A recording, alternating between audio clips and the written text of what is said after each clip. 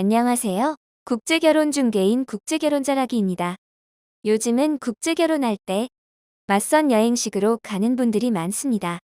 국제결혼에서 맞선 여행이라는 것은 계약 시에 항공료에 100만 원 정도의 비용을 내고 현지로 가서 맞선을 보고 여성이 마음에 들면 중도금이나 나머지 금액을 내고 국제결혼을 진행하는 경우를 말합니다.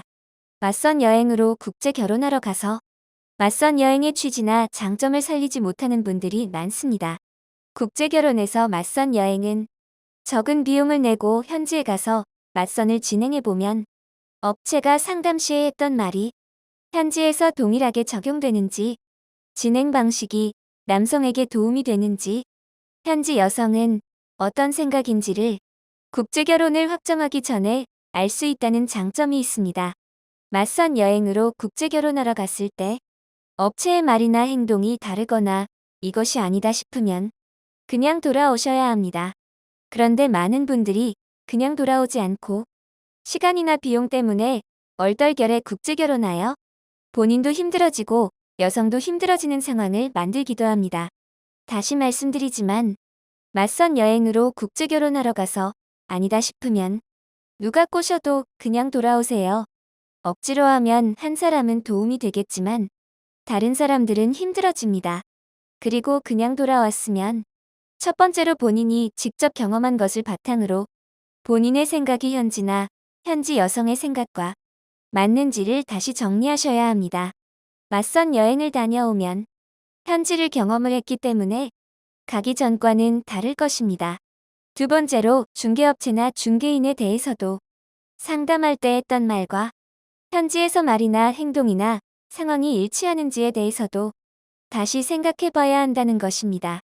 이유는 본인의 생각이나 중개인의 말이나 행동 등 무엇인가가 잘못되었기 때문에 맞선 여행에서 국제 결혼이 성사되지 않았다는 것입니다.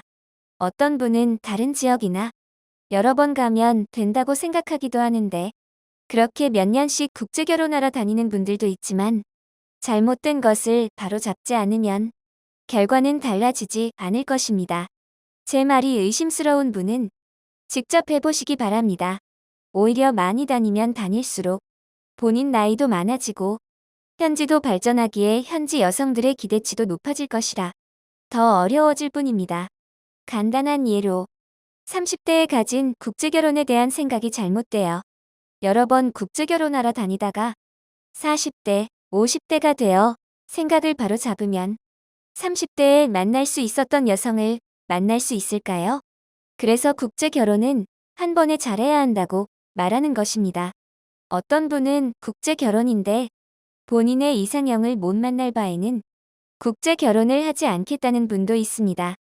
그 이상형이 현실에 맞지 않는다면 국제결혼을 하지 않는 것이 본인뿐만이 아니라 여러 사람을 도와주는 것입니다. 현실과 다른데 억지로 국제결혼을 하면 한 사람만 이득을 볼 것이고 누군지는 아실 것입니다.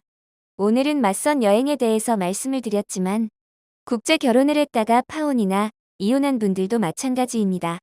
파혼이나 이혼하면 먼저 본인의 생각을 되돌아보셔야 합니다. 그 다음 개인 소개인이든 업체든 중개인을 다시 살펴봐야 합니다. 그래서 본인 생각이 잘못되었다면 본인 생각을 바꿔야 하고 중개인이 잘못되었다면 중개인을 바꿔야 하는 것입니다. 국제결혼 후에 파혼이나 이혼한 분들 중에 본인 생각이나 중개인을 바꾸지 않고 다시 진행하다 몇 번씩 국제결혼하러 다니시는 분들도 많이 봤습니다. 심한 분은 한 업체를 통해서 4번도 다니시더군요. 어떤 분은 현지 여성이 문제라고 말하기도 합니다. 그분은 아니라고 하겠지만 맞선에서 문제가 있는 여성만 보이는 것은 그 남성이 가진 생각 때문입니다. 여러 번 말씀을 드렸지만 국제결혼은 한 번에 잘해야 합니다. 한 번에 잘하기 위해서는 현지나 현지 여성에 대해서 정확히 알아야 합니다. 국제결혼을 생각하는 남성분이 국제결혼을 걱정하는 이유는 인터넷을 보거나 혼자서 고민해도 알 수 없기 때문이겠지요. 어떻게 해야 알 수 있고 실패할 확률을 줄일 수 있을까요? 중개인도 한 번에 좋은 중개인을 선택하는 것이 좋지요.